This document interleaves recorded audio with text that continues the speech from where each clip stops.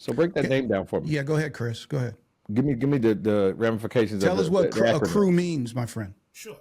So, just as you see the word accrue, it literally means to earn over time, just like accruing, as well as a double entendre for accrue, where you can watch with a crew of your friends.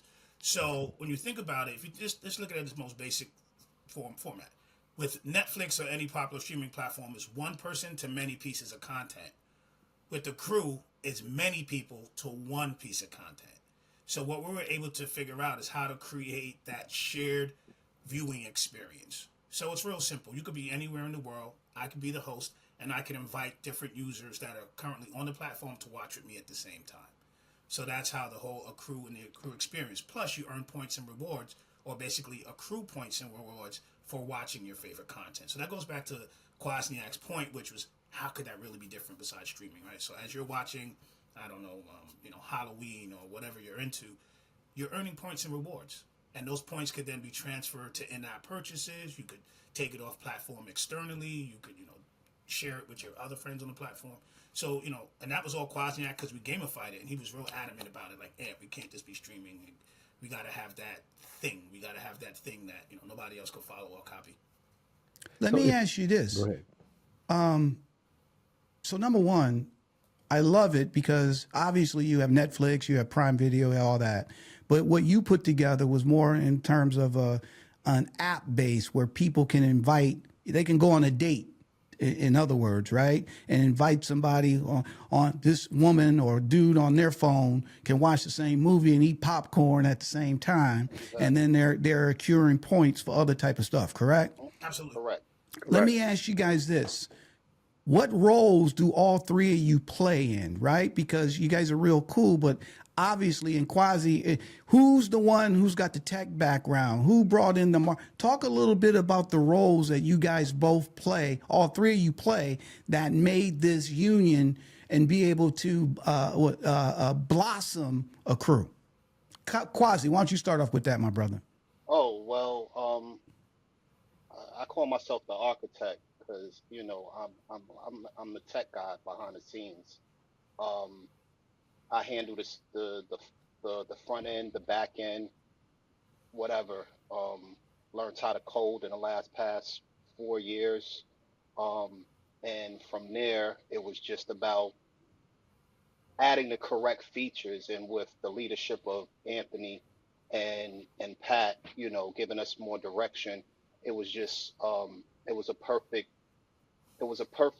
we just put it together real nice, to where, we had the watch party situated, we had the accruing the points situated, but Anthony was adamant about, like, all right, we could do all of this, but where are the people meeting? So we came up with the crummunity. And that really sparked a lot of things to where now we he's laughing because he doesn't like but my point is, he wasn't here when I was asking about it earlier. I was asking about it earlier. I told you I wasn't laughing. The reason I'm laughing is because, no one is a crew, right? And so you guys are definitely being true to the platform, because if we're going to name something, it's going to be part of a crew, right? Exactly. So it's going to be the crewminity and the crew popcorn and the crew. So I love it. But finish, and then I want to hear what's Patrick's role. Then we'll go to Anthony. Yeah. So, he with like I said, and then we came up with Flirt inside of the Akcru, to where, you could actually link with other people online. You can meet a girl there, girls can meet guys there, guys can meet guys there, whatever you like, Who came up with the name Flirt? Anthony. That was a collective. I think that was a collective. Ant Kim was, throwing a bunch of names, and then we just, some things worked, some things didn't, but that was more of a collective. But Ant would just, throw the names at us. Here's what Quasi's not telling you. Building out the MIT ticket. He don't forget that part of the story. Yeah. We had to get a ticket because it was like, young lady that I'm dealing with, my fiance, she's a flight attendant. And she used to get mad at me because I used to be watching shows by myself. You know how that go. Like, she's away. Yeah. Yeah. I'm watching shows by myself. She catching an attitude like, "Oh, you don't watch Power without me," and all types of stuff. You know how this goes. And Yeah. so it was like, "Yo, bro, I gotta do something, man. We gotta do something inside of this app to where I don't get in trouble anymore." So that's when the mid ticket came into play. Like, yo, I need to be able to send her an invite, and we'll call it a movie invite ticket, a MIT, and I'll send it to her, and she'll be able to accept it, and we could watch shows together. And that was that. It was just, it was. Did that? So you guys still gonna get married now? You guys still gonna get married now because of that, bro? That's a different story. Let's skip over that. Keep the family together. So it solved one problem, but it didn't solve a bunch of other problems, right? That's what I'm hearing now. Oh, okay. Patrick, go ahead, buddy. What's your role? I'm the chief content officer. So pretty much I'm in charge of all of the content that goes onto the app. I'm a huge movie buff.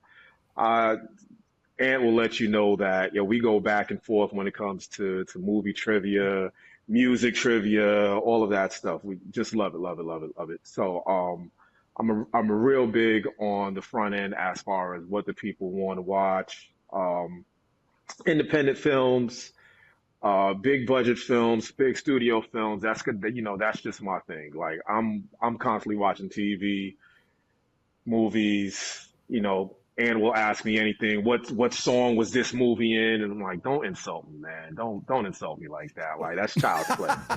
So, but yeah, that's my role. But as far as everything else, Ant will, he'll throw ideas at me, and we'll just talk about it. We'll hash things out. We do all of our fighting in the background. Nobody sees us fight. We do all our fighting in the background. We do all arguing in the background. And after that, we come to some middle ground, and then we just delegate and tell everybody else, where we're going from there. Awesome. And that, real quick, buddy, what's your role? Chief Everything Officer.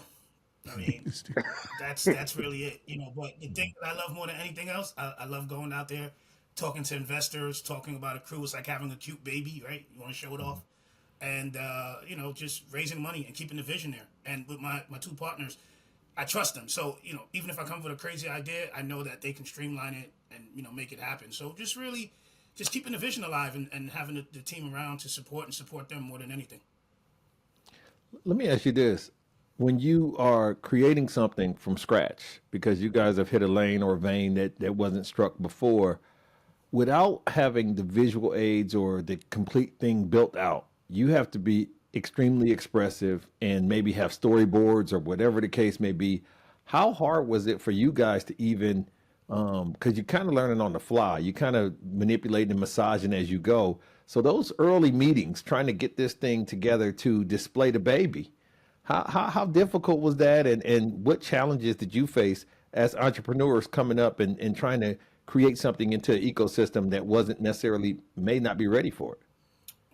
I'll just give you a real quick overview. We have a personal credo amongst ourselves, without really getting too deep into it, where we have certain rules that we follow. There's certain lines that we don't cross when it comes to how we deal with each other. So we have a saying that says, don't throw it all away over ego. So even if there's an idea that Kwaz have, or that I have, or Pat have, it's 2 out of 3 supersede, that's it.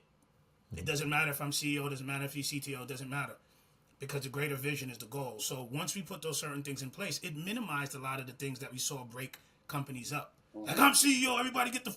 No, it wasn't that. It was, hey, here's 2-3 days, it's over. All right, well, just push it forward. That was it.